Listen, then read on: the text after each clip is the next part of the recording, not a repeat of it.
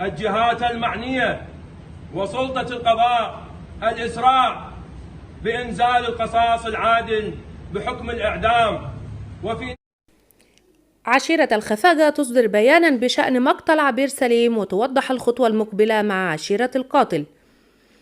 طالب نجل المغدور عبير سليم السبت بتنفيذ حكم الإعدام بحق قاتل والده بنفس المكان الذي قتل به، فيما شددت قبيلة القتيل بمعاقبة كل من حرض على قتل مدير بلدية كربلاء.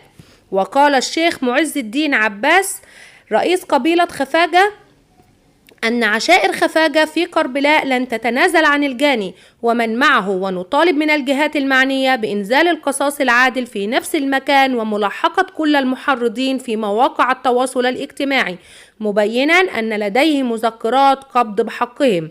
وحذر باسم خفاجة أهل القاتل المجرم وعشيرته بعدم الدفاع عنه أو توكيل محامي له.